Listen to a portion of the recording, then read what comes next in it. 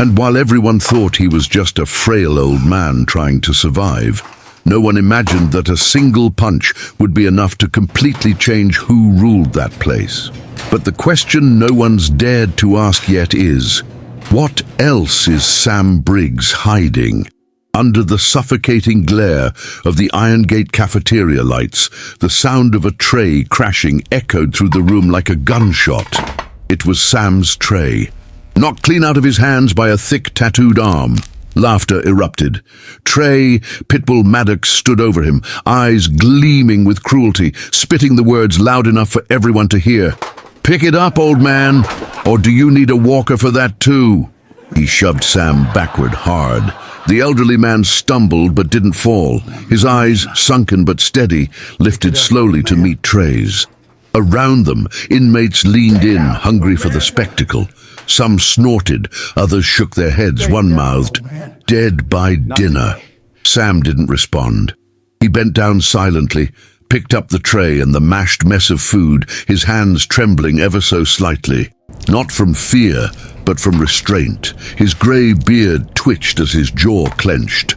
He walked away with quiet dignity, but not before everyone caught the small smirk Trey flashed to his crew, who howled in approval.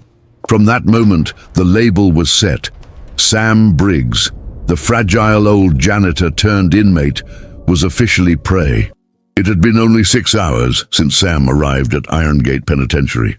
The gates had swallowed him whole just after dawn, metal clanking behind him like the final punctuation on a life spiraling out of control. 63 years old, convicted for obstruction of justice in a case involving his grandson, a boy who'd made a terrible mistake, and a grandfather who'd taken the fall to keep him out of the system. Sam had spent his life cleaning floors, not causing trouble. Now he was just another number. But Iron Gate wasn't built for mercy. The air reeked of sweat, iron, and hopelessness. The walls carried the weight of secrets, and the rules weren't written in any handbook. They were carved into skin with fists and fear, and Trey Maddox ruled it all. Leader of the Dogs, a gang notorious for extortion, violence, and absolute control. Trey didn't just lead, he fed off humiliation, thrived on it. And Sam's silence? It was like blood in the water. What Trey didn't know, what none of them knew, was that Sam Briggs had once taught men how to break jaws for a living. He'd once stood in smoke-filled basements, his voice commanding respect in the language of fists. But that was a lifetime ago, buried beneath decades of cleaning up after others, hoping he'd never again have to wipe blood off his own hands. But Iron Gate was about to dig up everything Sam tried to bury. The second morning came colder than the first. Breakfast was powdered eggs and silence. Sam sat alone, eyes down, his spoon barely moving. Across the cafeteria, Trey watched like a lion studying a limping deer. Then, without warning, he stood and made his way over, his boots thudding with purpose. Conversations died down. The air stiffened. He stopped right behind Sam, leaned close, and whispered loud enough for the table nearby to hear, "Heard you used to mop floors. Let's see how well you clean up blood." Without warning, Trey dumped his entire tray over Sam's head. Orange juice, grits, and sausage bits slid down his shoulders, staining his beige uniform. A wave of laughter broke out around them. Sam didn't flinch. Not a word. Not a twitch. Just a slow exhale, as if breathing was the only choice he had left. A guard near the door smirked but didn't move. No one did. This was Trey's world, and Sam had just been baptized in humiliation. Later that day, Sam was assigned to laundry duty, a small mercy. It meant fewer eyes, fewer chances to get jumped. But even in that dim, steamy room, Trey found him. "You're quiet, old man," he sneered, stepping into the space like he owned it. "What's the matter? Cat got your dentures?" Sam kept folding sheets. "You know what your problem is?" Trey said, snatching a towel and tossing it at Sam's face. "You think if you stay small, nobody'll notice. But in here, we notice. And I don't like you." That night, alone on his bunk, Sam sat in the darkness, staring at his hands. The knuckles still bore the ghost of scars long faded. Fists that once taught men how to protect themselves, and once, just once, had taken too much. He'd sworn after that night, the one with the ambulance, the one with blood pooling under ropes, that he'd never strike again, that he'd rather die than lose control. But control was slipping. He could feel it, every shove, every insult chipped at the wall he'd built around that part of himself. The fighter, the trainer, the man who could drop a charging heavyweight with a single body shot, and still he said nothing, did nothing, because a promise is a promise even if the world spits in your face. But that world, that prison, it had its own plans. 3 days in, and the jokes turned to games. Sam became the unofficial entertainment of D-Block. They started taking bets, how long he'd last, when he'd finally snap if he'd cry. One afternoon, during yard time, Trey ordered one of his guys to trip Sam as he walked the track. The old man went down hard, scraping his arm and hip against the cracked concrete. Blood seeped slowly through his uniform. Around him some chuckled, others looked away. But one inmate, a young man named Reggie, winced and muttered, "That ain't right," before Trey shot him a glare that shut him up instantly. Back in the cell that night, Sam didn't sleep. He sat on his bunk, legs dangling, staring out past the bars like he was trying to see something that wasn't there, or someone. His hands rested on his knees still, but his eyes weren't tired. They were focused. Alive and far away, memories crept in, uninvited. A humid gym in Detroit, 30 years earlier. Young men lined up in front of him, sweat pouring, eyes wide with hope. He was their coach, their mentor, the man who turned fear into strategy and fists into weapons. Then came that night, the underground fight he never should have agreed to, the one with no weight class, no rules, and too much pride. His fighter never walked again. Sam had thrown in the towel too late. The crowd cheered as the opponent crumpled, but all Sam heard was the silence afterward. That silence had followed him ever since. Now, it echoed in his cell. The next morning, Sam was cornered near the showers. Trey was there, arms folded, flanked by 2 of his men. No guards, no cameras, just tile and steam. "You got 5 seconds to kneel, Briggs," Trey growled, stepping close. "You don't, we break your knees." Sam looked up slowly. Calm, no fear. Just that same unbearable stillness. "Don't," he said. A single word, quiet, almost gentle. Trey laughed. "Don't? You hear that, boys? Grandpa's got a death wish." Sam sighed and closed his eyes. Then he took the punch, full force, right to the gut. It bent him forward but didn't drop him. He stayed upright, breathing through it, shaking slightly. His fingers curled. Something inside him twitched, an instinct, a rhythm, muscle memory screaming to wake up. He didn't hit back. Not yet. Later that day, as he passed by the recreation room, a guard stopped him. "You okay, Briggs? They messing with you?" Sam paused, looked the man in the eye. "No more than they should be," he said, and walked on, but the wall was cracking, and the fighter inside. He was done sleeping. It happened on a Wednesday. The sky above Iron Gate was a dull, bruised grey, and the yard buzzed with its usual low hum of tension. Sam walked the perimeter like he always did, slow and steady, hands behind his back. The bruise on his side still throbbed from Trey's last visit, but he showed nothing. That morning, he'd woken up different. Something had settled in him. Calm, cold, final. Trey watched him from the bench press area, jaw tight. The laughter was gone now. It was personal. Sam's silence had started to unnerve him. No flinch, no fear, no plea. Just that damn quiet. He hated it. He waited until most of the yard was distracted, cards being dealt, weights clanging, guards sipping coffee. Then he moved. "Hey, old man!" Trey's voice sliced through the yard. Sam turned slowly, already knowing. Trey cracked his knuckles. "Let's finish this." The yard held its breath. No guards intervened. The blind spot near the west fence just past the laundry shed had no cameras. Everyone knew that, and Sam had wandered right into it.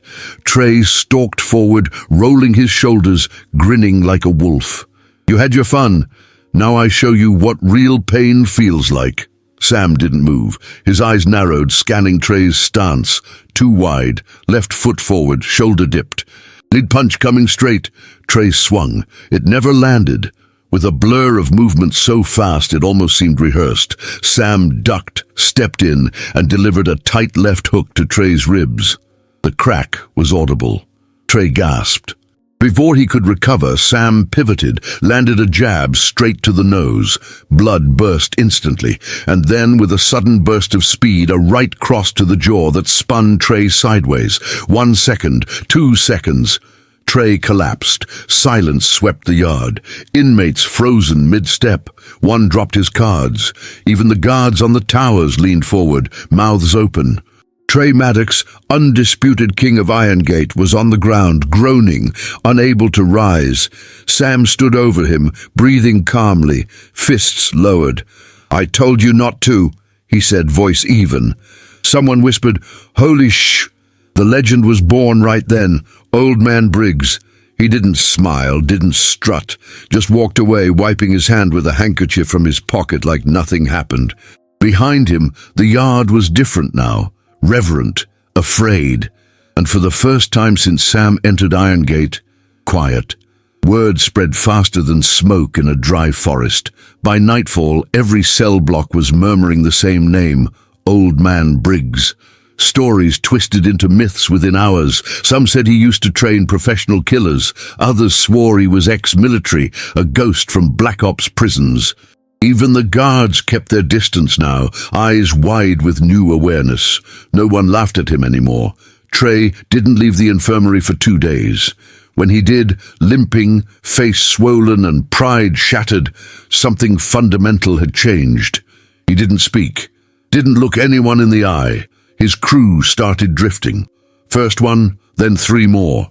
Nobody wanted to follow a leader who got dropped by a man who looked like he should be handing out Werther's originals. Sam, on the other hand, walked with the same quiet steps. But now, people moved aside for him. Not out of fear, but respect. A different kind of power, the kind that didn't need yelling or swinging chains, the kind that came from presence, earned. Reggie, the young inmate who once whispered, "That ain't right," approached Sam by the weight bench the next day, hesitant. "Hey, I saw what you did. You used to fight?" Sam didn't answer right away. He placed a 10-pound plate on the bench, turned slowly. "I used to teach people not to." Reggie nodded, silent. Then the unexpected happened. The warden called Sam in. "I heard you handled something efficiently," he said, hands folded behind his back. "We've had trouble with Maddox for years. You did in 20 seconds what protocol couldn't do in 3 months." Sam said nothing. "We're starting a pilot program. Inmate-led behavioral reform through physical discipline, boxing, control, mentorship. You're our guy." Sam raised an eyebrow. "You want me to teach them how to fight?" The warden shook his head. "No, I want you to teach them how not to." By the following week, the storage room beside D-Block had been cleared out. Mats laid down, ropes set up. No frills, no mirrors, just a ring and space. And soon, students. Reggie was the first. Then came 2 more, then 5. Sam didn't advertise, he didn't ask.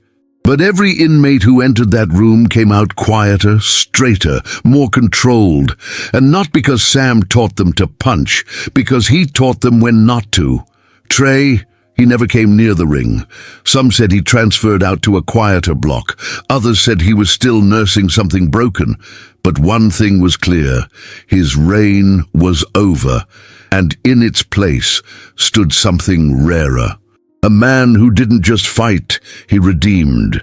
Months passed. Irongate changed. Where there had once been chaos and fear, there was now rhythm, discipline, purpose.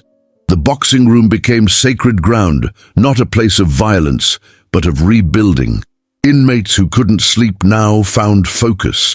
Those who only knew how to lash out learned how to breathe, to wait, to choose. Sam never raised his voice, never bragged. He led with presence, with patience, with pain quietly carried. Reggie, who once flinched at every sudden sound, now stood tall, helping others wrap their hands before sparring. Coach says it's not about hitting, he'd explain. It's about staying on your feet. Even the guards began to shift. Fewer fights broke out, less tension, more nods, more silence, the good kind. The kind Sam brought with him everywhere. One day, while cleaning out the corner of the ring, Sam found a worn notebook left by one of the new recruits. Flipping it open, he saw a scribbled sentence that made him stop. "He taught me how to stand before I ever learned how to throw a punch."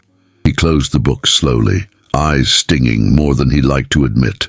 Outside, the yard buzzed with muted energy. Life inside Iron Gate would never be easy, but it was no longer ruled by fear. Trey Maddox had faded into background noise, a cautionary tale passed around in whispers. Never pick a fight with someone who's already survived more than you can imagine. And Sam had earned more than survival. He had earned redemption, not by hurting others, but by helping them heal. He walked the halls now not as prey, not as predator, but as proof that strength doesn't always come with noise. Sometimes it walks quietly, with grey hair and scarred knuckles. He would never forget the mistakes of his past. He would never be able to erase the moment that drove him away from the ring all those years ago. But in this broken place with broken people, Sam found something almost impossible behind bars: purpose. If this story moved something in you, if you've ever felt underestimated, humiliated, or like your past defined your worth, share your voice in the comments. Would you have kept quiet like Sam, or fought back sooner? Because sometimes the quietest man in the room carries the loudest legacy.